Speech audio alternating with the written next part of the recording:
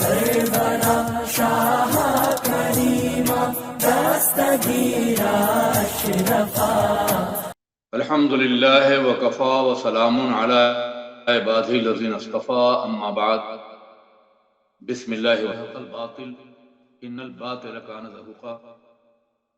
مخادم کرام، سامعین و ناظرین، السلام علیکم ورحمۃ اللہ وبرکاتہ۔ مجھے خوشی ہے کہ آپ نے آج کے مقدس دن کے موقع پر مجھے اپنے چینل کے ذریعے سے بات کرنے کا موقع دیا۔ آج کا دن تاریخ اسلامی کا بڑا ہی عظیم دن ہے۔ فتح مکہ صرف ایک تاریخی واقعہ نہیں ہے، بلکہ تو پوری دنیا کے لیے ایک ایسا انقلابی دن ہے کہ جب دنیا نے فتح مکہ کے ذریعے سے ایک نئے انقلاب کو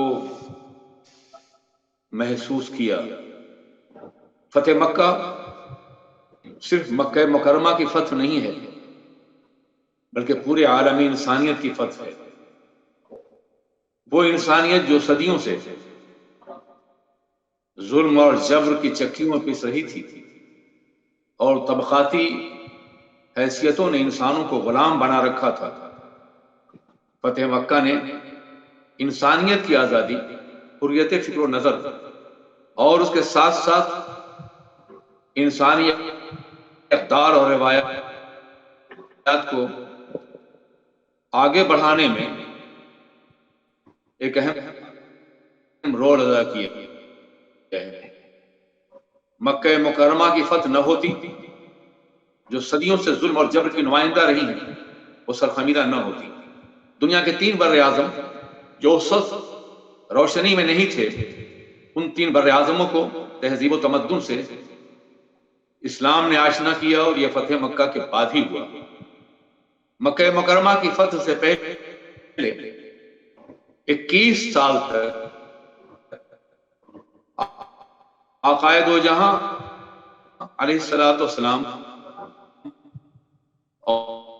اور ان پہ ایمان لانے والے صحابہ کرام نے جس قدر مشقت و تکلیف کو برداشت کیا، جتنے مظالم برداشت کیے، جتنی تکلیفیں اٹھائیں، ان کے سامنے صلیب و دار کے مراحل سے انہیں گزرنا، قائد و جہاں سرور کائنات علیہ السلام کو ایسی تکالیف سے دوچار کیا گیا جس کا تصور بھی نہیں کیا سکتا۔ 21 سال کے بعد رمضان 8 ہجری میں 10 رمضان مبارک کو آقائے دو جہاں نے کرما طرف ہجرت فرمائی فتح مکہ کی غرض سے، اور 20 رمضان کو مکہ مکرمہ فتح ہوا۔ تاریخ کا یہ عظیم واقعہ اس لیے پیش آیا کہ صلح حدیبیہ کی جو شرائط تھیں، ان شرائط میں ایک شرط یہ بھی تھی کہ قبائل عرب اگر چاہیں تو قریش سے معاہدہ کر لیں، اور اگر چاہیں تو سرور کائنات سے معاہدہ کر لیں۔ 2 قبیلوں نے، خزاعہ اور بنو بکر نے فیصلہ کیا۔ بنو بکر نے قریش سے معاہدہ کیا، اور خزاعہ نے حضور سرور کائنات محمد رسول اللہ۔ حضرات، یہ دونوں قبیلے مدتوں سے ایک دوسرے سے برتر، لیکن جب مدینہ طیبہ میں اسلام ایک عظیم قوت کی حیثیت سے ابھرا تو کافی بدل دیا، اور قبائلی جنگوں کو ختم کر کے الکفر ملت معاہدہ کے پیش نظر، مگر پیدل پر شکستوں کے بعد انہیں احساس ہو گیا کہ ہم اسلام کو فنا نہیں کر سکیں گے، اس لیے انہوں نے صلح حدیبیہ کے معاملے میں آگے بڑھ کر کے معاہدہ کیا. یہ معاہدہ اگرچہ صحابہ کرام کو پسند نہیں تھا، اس میں کچھ شرائط ایسی تھی جو یقیناً یک طرفہ تھی. مثلا اگر کوئی مدینے سے مکے جائے گا تو ہم واپس نہیں کریں گے، اور کوئی نہ کوئی مدینے سے مکے سے مدینہ جائے گا تو آپ کو واپس کرنا ہوگا. یہ جہاں کی نگاہ نبوت اور علم غیب کے ذریعے وہ دیکھ رہے تھے کہ یہی شرط فتح مکہ کا ذریعہ بنے گی. شرط کو قبول کرنے کے بعد ہی وہ مقدس سورت طیبہ نازل ہوئی جسے سورہ فتح کے نام سے یاد کرتے ہیں. انا فتحنا لک فتحا مبینا، ہم نے صلح طیبیہ کی شکل میں آپ کو ایک فتح مبین عطا فرمائی. اور اس کے بعد جب انہوں نے کافروں نے یہ دیکھا کہ اب تو صلح ہو چکی ہے، محمد عربی سے جنگ کا کوئی موقع نہیں رہ گیا ہے، اس لیے ان کی پرانی عداوتیں ابھر آئیں اور بنو بکر نے بنو خزاع کے اوپر حملہ کر دیا. یہ حملہ بڑا شدید تھا. بنو خزاع غافل تھے. رات کی تاریکی میں حملہ ہوا. بھاگ کے انہوں نے کعبہ مقدسہ میں پناہ لینا چاہی تو اب ابو جہل کے بعد کی ضروریت تھی. اکرمہ اور صفوان وغیرہ انہوں نے کعبہ میں بھی انہیں قتل کیا. یہ دردناک مرحلہ پیش آیا. انہوں نے وہاں سے یا محمد آواز دی. آقائد و جہاں سرور کائنات محمد الرسول اللہ نے مدینہ طیبہ میں سماعت فرمائی. حضرت میمونہ رضی اللہ تعالیٰ عنہ روایت فرماتی ہیں کہ وضو کرتے وقت آقا نے اچانک کہا لبیک لبیک نصرت، حاضر ہیں حاضر ہیں تمہیں. آپ نے پوچھا وضو کے بعد کہ یا رسول اللہ آپ نے کسے مخاطب کیا تھا، آپ کس سے بات کر رہے تھے تنہائی میں؟ تو آپ نے فرمایا میمونہ بڑا غضب ہو گیا ہے کے اوپر بنو بکر نے ہادی ہیں. انہوں نے مجھے مدد کے لیے پکارا اور میں نے مدد کا وعدہ کر لیا ہے. یہ بات پر اس بات کا تھی کہ آقائے دو جہاں علیہ السلام مکہ مکرمہ کی طرف پیش قدمی فرمائیں گے. ٹھیک اس ندا کے 3 روز کے بعد بنو خزاع کا قافلہ بارگاہ میں پہنچا کے ساتھ اپنے ان کے جو امن عالم اتنے بڑے ظلم کے باوجود جو طبقے پہ کیا گیا تھا، آپ نے مکے والوں کو ایک موقع دیا. بنو بکر کے حمایت سے ہاتھ اٹھا لو، تم جو اور صلح حدیبیہ جو ہوا تھا اوپر والی شرطیں نہیں مانیں گے. ہاں صلح حدیبیہ کا معاہدہ ہم ختم کر رہے ہیں. آقائے دو جہاں مکہ کی طرف بڑھنے کا فیصلہ کیا اور یہاں تک کہ بعض صحابہ کو یہ معلوم نہیں تھی. اس سلسلے میں ایک بڑا مشہور واقعہ ہے کہ حاتم بن ابی بلتع انہوں نے ایک خط لکھا قریش مکہ کو کہ پیغمبر حملے کا ارادہ کر رہے ہیں. آقائے دو جہاں نے اپنے علم سے معلوم کر لیا کہ ان کی قاصد عورت فلاں مقام پر ہے مکہ اور مدینہ کے درمیان میں. آپ نے صحابہ کو بھیجا، انہوں نے انہیں گرفتار کر لیا. اس نے انکار کیا اور پھر خط مل گیا. صحابہ کرام انتہائی برہم تھے کہ انہوں نے منافقت کا کام کیا ہے. عالمین تھے اور وہ مستقبل کو دیکھ رہے تھے. انہوں نے پوچھا بلتا حاتب تم نے یہ کیوں کیا ہے؟ کہا یا رسول اللہ مکے میں میرے کچھ اعزا رہتے ہیں، مجھے خوف تھا کہ اگر حملہ ہوا تو سب سے پہلے انہیں قتل کر دیا جائے گا. میں نے سوچا تھوڑا سا احسان کر دوں ان کے اوپر تاکہ وہ محفوظ رہ جائیں. حضور میں مومن ہوں، میں منافق نہیں ہوں. آقائے دو جہاں نے ان کا عذر قبول کیا کہ آئندہ دام کے معاملات اور جنگی امور جو ہیں انہوں نے ٹھنڈا کیا، کہا کہ ہم کامیاب ہوں گے، اور کہا عاتب نے بھی ہیں، ہمیں یقین ہے کہ آپ کامیاب ہوں گے. غازی کی جنگوں میں ہوتا رہا ہے، لکھنے سے آپ اس لیے میں نے یہ لکھا ہے. انہیں معاف کر دیا اور اس کے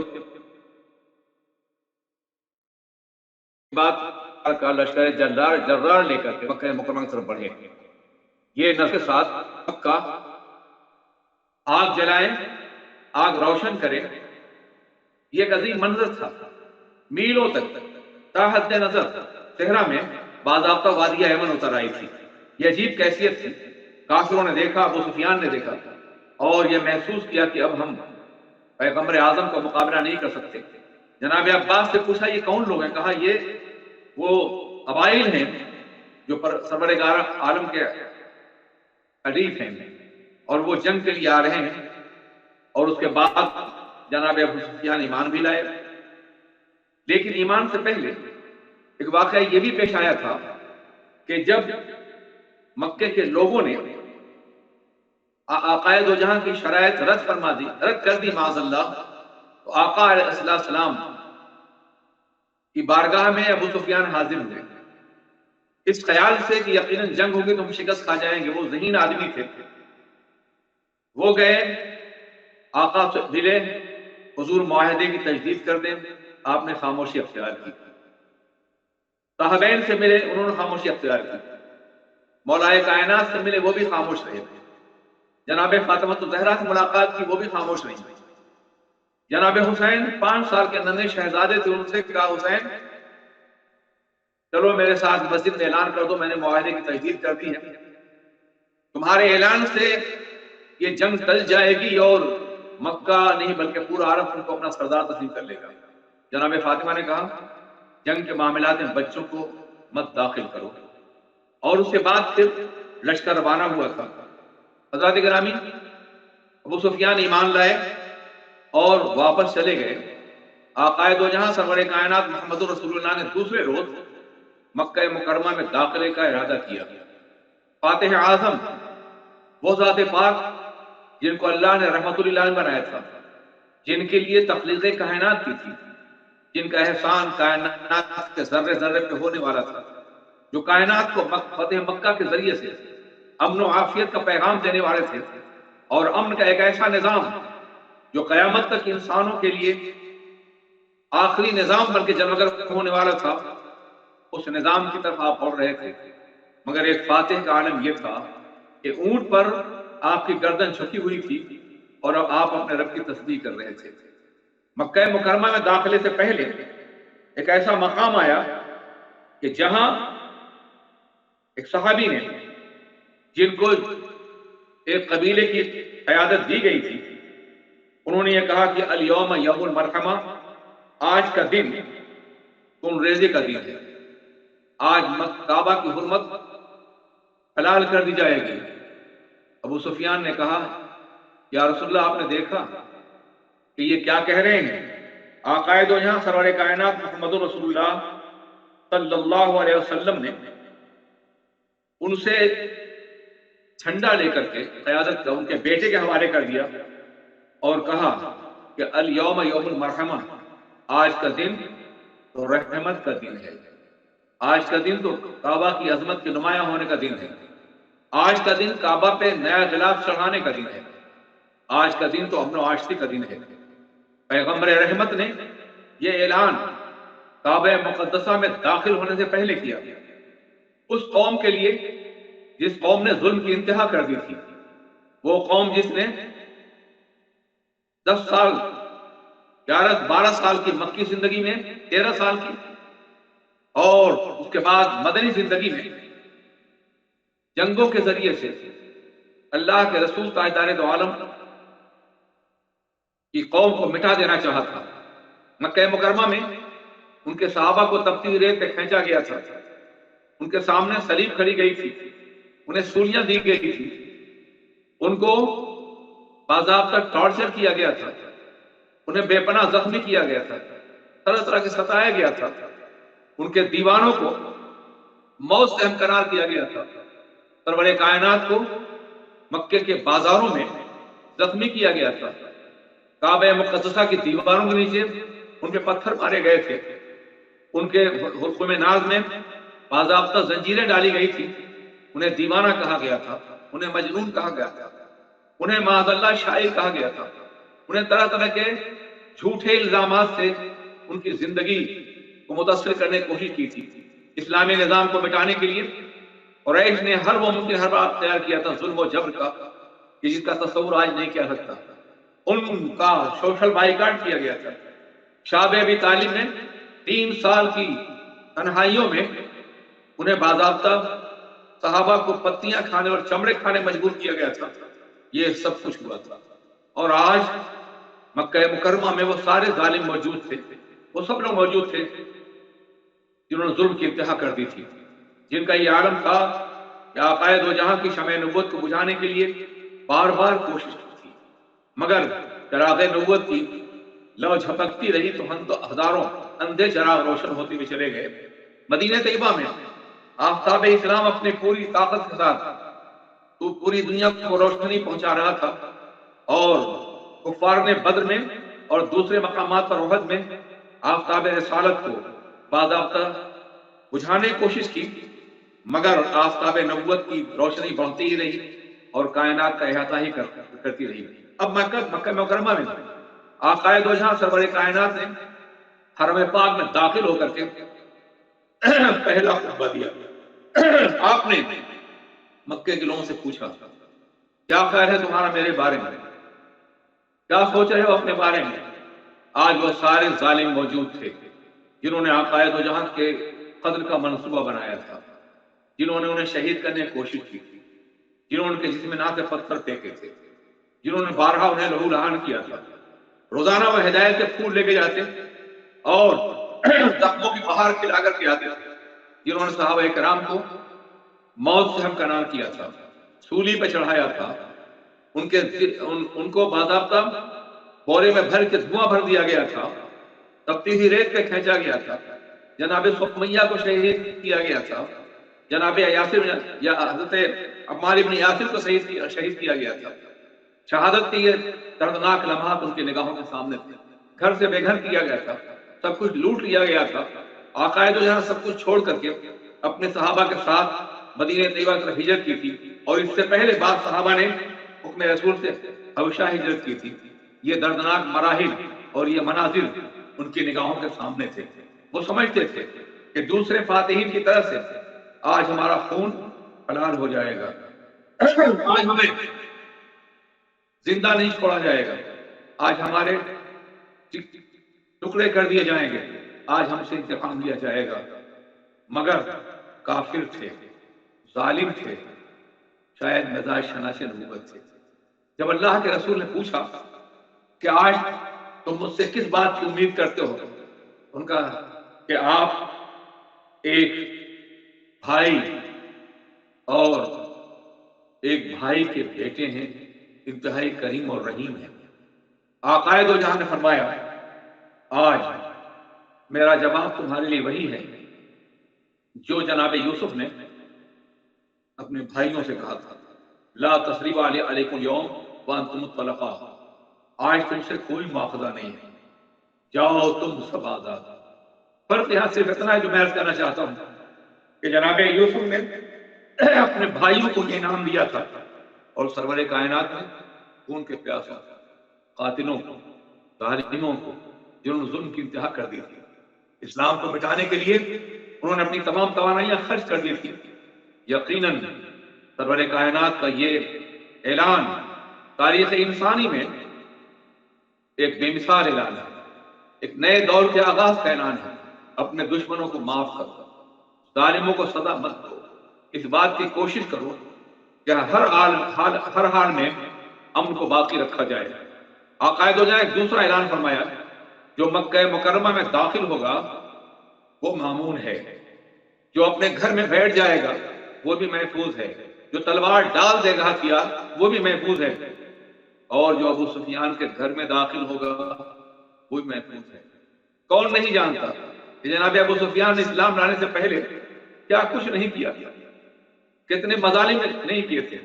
احد کا میدان صحابہ کی نگاہوں کے سامنے تھا، رسول اللہ کے چہرے ناز پہ وہ زخم بھی لوگوں کی نگاہوں کے سامنے تھے، 70 صحابہ کرام کی شہادت بھی ان کے سامنے تھی، یہ سب کچھ سامنے تھا۔ جناب امیر حمزہ کا چبایا ہوا کلیجہ ان کی نگاہوں کے سامنے تھا، لیکن اس کے باوجود آقا دو جہاں نے امن عامہ کا اعلان فرمایا۔ رحمت عالم نے تاریخ انسانی کا وہ عظیم باب رقم کیا جس کی مثال نہ پہلے کبھی ملتی تھی اور نہ آئندہ کبھی مل سکے گی۔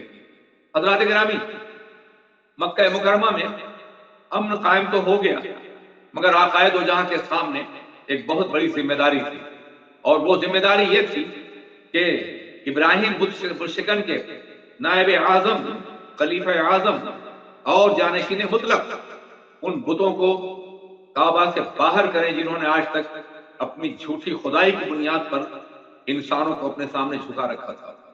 وہاں وہ سارے بت تھے جن کی پوجا ہوتی تھی، جناب ابراہیم کا مجسمہ بھی تھا، جناب اسماعیل کی تصویر بھی تھی، اور دوسرے بھی انبیاء کرام کے مجسمے تھے۔ اس کے ساتھ ساتھ کچھ جھوٹے نام بھی تھے، لات بھی، حبل بھی اور دوسرے بھی تھے۔ آقا دو جہاں نے اپنی چھڑی اٹھائی اور جال حق و زحق الباطل ان الباطل کان زہوقا، حق آ گیا اور باطل مٹ گیا، اور بے شک باطل مٹنے ہی والا تھا، یہ کہہ کر کے آپ نے بتوں گرانا شروع کر دیا۔ ایک مقام ایسا آیا کہ ذرا بت اونچے تھا، اور آپ کا دست کرم تو آسمانوں کی وسعتوں اور عرش عظیم تک پہنچ سکتا ہے، مگر حضرت علی کو اعزاز دینا تھا۔ آپ نے کہا اے عزیز علی، میرے کاندھے پہ سوار ہو جاؤ، اس بت کو گرا دو۔ ان کا حضور شان نبوت پر میں، یہ کیسے ممکن ہے میرے لیے؟ حضور آپ میرے کاندھے پہ سوار ہو جائیں اور اسے گرا دیں۔ مولانا کائنات نے یہ درخواست کی تو سرکار دو عالم نے فرمایا علی، تم نبوت کا بوجھ نہیں برداشت کر سکتے، تم میرے کاندھے پہ سوار ہو جاؤ۔ حضرت علی کاندھے پہ سوار ہوئے، انہوں نے اس بت کو گرایا، اور جب وہاں سے نیچے اترے تو کسی نے پوچھا علی آپ نے کیا محسوس کیا؟ تو میں نے محسوس کیا کہ میں رسول پاک کے کاندھے پہ ہوں، مگر عرش عظیم بھی میرے قدموں کے نیچے ہے۔ کتنے بلند ہے میرے آقا اور کتنے عظیم ہے میرے آقا۔ آپ اندازہ فرمائیے، یہ مقام ہے فتح مکہ کا۔ اور ایک مقام اور بھی تھا کہ جب آقا دو جہاں غار ثور میں جا رہے تھے تو حضرت ابوبکر صدیق نے ان کو اپنے کاندھے پہ اٹھا رکھا تھا۔ یہ دونوں مقام اپنے اپنے مقام پر بڑی اہمیت کے حامل ہیں۔ حضرات گرامی، مکہ مکرمہ سے بتوں کو پاک کر دیا گیا، اور اس کے بعد آپ نے وہ تاریخی خطبہ دیا جو تاریخ انسانی کا ایک اہم موڑ ہے۔ آقا دو جہاں نے ارشاد فرمایا قرآن پاک کی اس آیت کریمہ کے حوالے سے جس میں فرمایا گیا ہے کہ اے لوگو، تم سب ایک ماں باپ کی اولاد ہو، ایک مرد اور عورت کی اولاد ہو، تم سب برابر ہو۔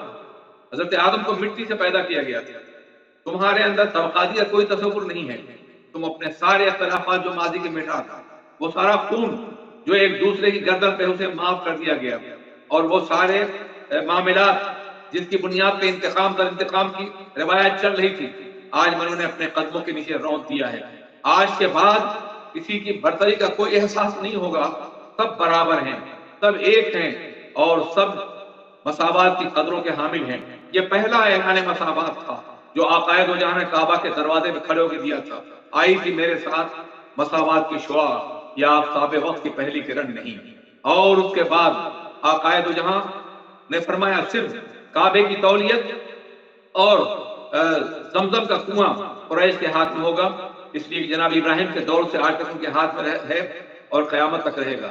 آپ نے کلید بردار کعبہ عثمان بن طلحہ کو بلایا اور کعبہ کی چابی ان کے حوالے کی اور کہا عثمان بن طلحہ تمہیں خیال ہے کہ جب میں نے تم سے کعبہ مقدسہ میں سجدے کی اجازت چاہی تھی اور کنجی مانگی تھی تم نے انکار کر دیا تھا اور میں نے کہا تھا تم مجھے مجبور مت سمجھو میں مختار نبی ہوں میں یہ تمہیں دوں گا اور تم سے کوئی نہیں لے گیا قیامت تک مگر کوئی ظالم. آج وہ وقت آ گیا ہے میری نگاہوں کے سامنے فتح مکہ کے بڑے بڑے صحابی جو قریش مارے گئے تھے ابو جہل ابو لہب عتبہ اور شیبہ موت سے ہمکنار ہوں گے لیکن تمہاری زندگی کی ضمانت میں نے لی اور اب آج سے میں قیامت تک تمہارے خاندان کی ضمانت لے رہا ہوں. ہزاروں انقلابات آئیں گے تخت الٹے جائیں گے قومیں برباد ہوں گی مگر تمہارا خاندان کعبہ کی چابی کو سنبھالنے کے لیے قیامت تک موجود رہے گا. حضور کا فرمان آج بھی دنیا کی نگاہوں کے سامنے ہے. حضور سید عالم سرور کائنات محمد رسول اللہ صلی اللہ علیہ وسلم نے اجتماعی طور پہ معافی دینے کے بعد آپ نے انفرادی طور پہ بھی ان تمام ظالموں کو معاف کر دیا جو تنہا اپنے بہت بڑے جرائم کی مرتکب. آپ اندازہ فرمائیں وہ وحشی بھی اسلام لانے کے لیے حاضر ہوئے جنہوں نے امیر حمزہ رضی اللہ تعالیٰ عنہ کو شہید کیا تھا اور وہ ہندا بھی آئیں جنہوں نے سید الشہداء کلیجہ چھپایا تھا لیکن آپ نے انہیں بھی معاف کر دیا. آج ان کا نام ہم ادب سے لیتے ہیں. وحشی جنہوں نے سیدنا امیر حمزہ کو شہید کیا تھا انہوں نے مسیلمہ کذاب کو بھی قتل کیا اور پھر اس کی لاش پر اپنا قدم رکھ کے کہا تھا یا اللہ میں نے دنیا کے اپنے وقت کے سب سے بڑے انسان عظیم انسان کو شہید کیا تھا اور آج میں سب سے برے انسان کو قتل کر رہا ہوں. یا اللہ اس عمل کا وہ میرے اس جرم کا کفارہ بنا دے. حضرات گرامی ہندا جیسی عظیم دشمن تھی ان کو عقائد دو جہاں نے ایمان کی دولت سے نوازا. آج ہم انہیں انتہائی احترام سے ان کا نام لیتے ہیں. جناب ابو سفیان ایمان لانے کے بعد یقیناً میدان جہاد میں اپنی آنکھیں بھی گنوائیں اپنا سب کچھ قربان کیا لیکن اس سے پہلے احد کو کون فراموش کر سکتا ہے. بار بار ان کی جنگوں کون بھول سکتا ہے لیکن بارگاہ رسول میں آنے کے بعد وہ انتہائی محبوب ہو گئے اور ان کا گھر پناہ گاہ عالم ہو گیا. حضرات گرامی مکہ مکرمہ کا یہ فتح عالم انسانی کے لیے ایک عظیم پیغام ہے کہ تم امن قائم کرو کسی بھی قیمت پر کسی بھی حالت میں اور کسی بھی شکل میں. حضرات گرامی آپ اندازہ کریں ابو جہل کے بیٹے اکرمہ جب انہوں نے دیکھا مکہ فتح ہو گیا تو بھاگ گئے اور یمن میں جا کے پناہ لی. ان کی بیوی ان کے پاس گئی اور کہا پیغمبر وہ نہیں ہے جن کو تم سب سمجھتے ہو پاتے نہیں پیغمبر ہیں وہ سب کو معاف کر رہے ہیں. میں نے تمہارے لیے امان طلب کری تم میرے ساتھ چلو. پہلے تو وہ ڈرے لیکن پھر جب آئے اور آ کر انہیں دیکھا تو کھڑے ہو گئے اور چادر آپ کے چھانے ادھر سے گر گئی آپ نے انہیں سینے سے لگا لیا. اور پھر وہی اکرمہ ہیں جنہوں نے بعد کی جنگوں میں داد شجاعت کی اسلام کے غلبے کے لیے اور اسلام کی کامیابی کے لیے.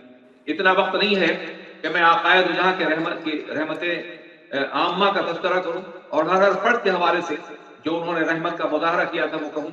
بس اتنی سی بات ہے کہ آقائد جہاں نے فتح مکہ کے دن بھوک کی شدت تھی اپنی پھوپھی بہن حضرت ام ایمن کے پاس گئے وہ بھی ذات بہن اور ان سے کہا کچھ کھانے کے لیے ہے. انہوں نے کہا کہ حضور مجھے شرم آ رہی ہے میرے گھر میں صرف سوکھی روٹی ہے. آپ نے کہا لے آؤ. پانی منگایا آپ نے اور پھر کہا کوئی سالن نہیں ہے. کہا حضور صرف سرکہ ہے. کہا سرکہ لے آؤ اور اس کے بعد آپ نے سرکے سے روٹی کھائی. فاتح مکہ جس نے قیصر و کسریٰ کے مفتوحات کی بنیاد رکھی تھی کائنات کا سب سے عظیم انسان آج فتح مکہ کے بعد پہلے دسترخوان پر جو کھانا تناول کر رہا ہے وہ سوکھی روٹی ہے اور سرکہ ہے. آقا نے فرمایا سرکہ جس گھر میں ہوگا اس میں کبھی بھوک اور فاقہ نہیں ہوگا. حضرات گرامی میں یہ عرض کرنا چاہتا ہوں آج امت مسلمہ کم و بیش دنیا کے بہت سے ملکوں میں مکی زندگی بسر کر رہی ہے. مکہ مکرمہ کے مظالم اس پہ توڑے جا رہے ہیں. کوئی پرسان حال نہیں ہے. ان حالات میں ہمیں مکی زندگی سے سبق لینا ہوگا. تا وقت کہ مدنی زندگی کا دور طلوع ہو۔ ہمیں صبر و استقامت سے کام لینا ہوگا، مظالم برداشت کرنے ہوں گے، مگر ایمان پر قائم رہنا ہوگا۔ کافروں نے کیا کچھ نہیں چاہا کہ کوئی ایک بھی انسان کلمہ حق سے باز آ جائے، جان دے دی انہوں نے، اپنے جسم کے بکھرے کے ٹکڑے دیکھے انہوں نے، اپنے اولاد کو قربان ہوتا ہوا دیکھا انہوں نے، مگر کلمہ حق سے انحراف نہیں کیا۔